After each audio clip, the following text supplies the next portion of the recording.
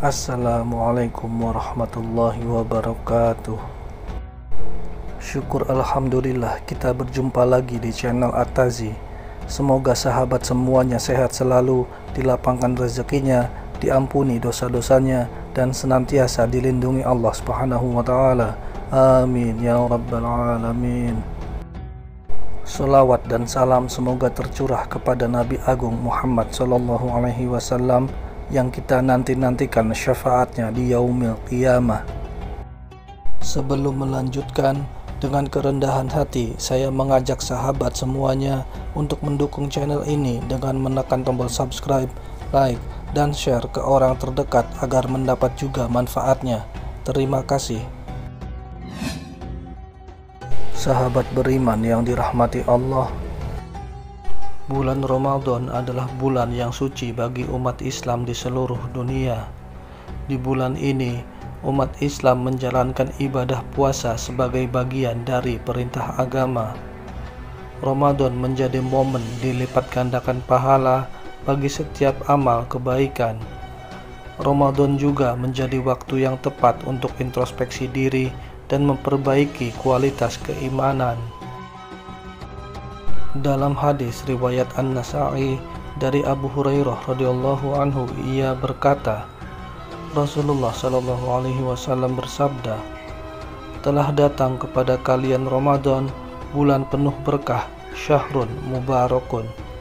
Allah Azza wa Jalla telah mewajibkan atas kalian berpuasa padanya.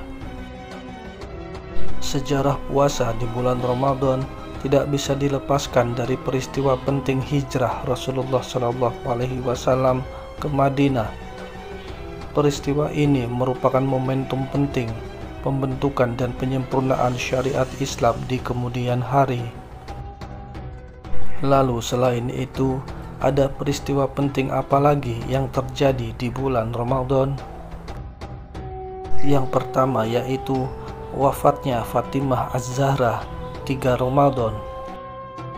Fatimah Az-Zahra adalah putri bungsu Nabi Muhammad SAW dari Siti Khadijah.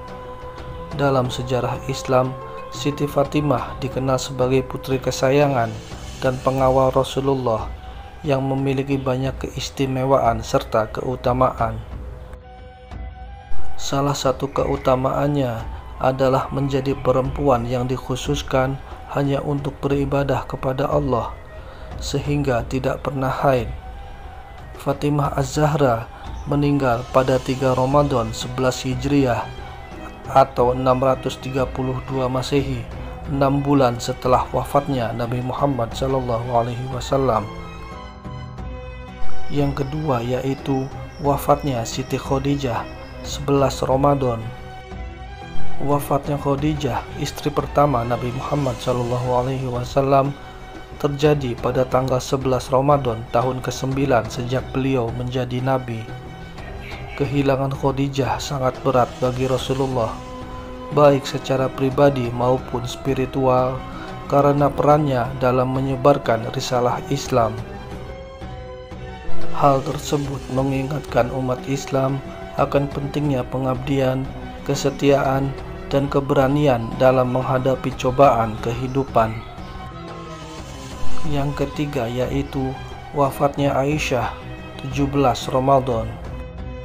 Aisyah adalah putri dari Abu Bakar As-Siddiq yang dinikahi Rasulullah.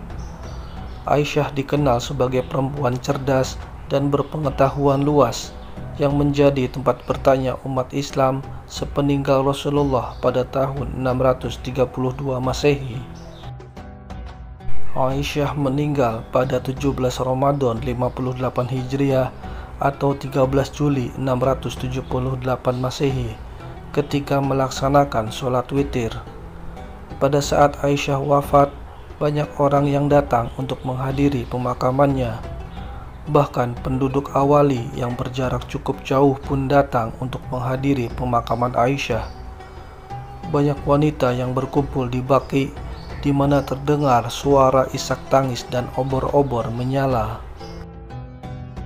Yang keempat yaitu Perang Badar 17 Ramadan. Catatan sejarah menunjukkan bahwa mayoritas peperangan dan kemenangan umat muslim diraih di bulan Ramadan. Salah satu pertempuran terbesar dan penting dalam sejarah dakwah Islam yang terjadi di bulan Ramadan adalah Perang Badar. Pertempuran yang terjadi di Badar, Madinah, melibatkan pasukan muslim di bawah pimpinan Nabi Muhammad SAW melawan kaum kafir Quraisy. Perang Badar terjadi pada 17 Ramadan 2 Hijriah atau 13 Maret 624 Masehi. Dalam perang ini, 313 pasukan muslim memenangkan pertempuran melawan sekitar 1000 kaum kafir Quraisy. Yang kelima yaitu wafatnya Ruqayyah 17 Ramadan. Ruqayyah adalah putri kedua Nabi Muhammad dan Siti Khadijah. Sebagaimana ibunya Khadijah dan sang adik Fatimah, Ruqayyah juga meninggal di bulan Ramadan. Ruqayyah meninggal dunia setelah Perang Badar pada 17 Ramadan 2 Hijriah 624 Masehi di usia 23 tahun. Salah satu riwayat menyebutkan bahwa Ruqayyah meninggal karena sakit campak. Yang keenam yaitu Nuzulul Quran 17 Ramadan.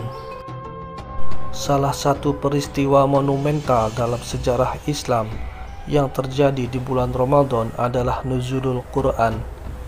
Nuzulul Quran merupakan peristiwa turunnya ayat Al-Quran untuk pertama kali kepada Nabi Muhammad SAW melalui malaikat Jibril.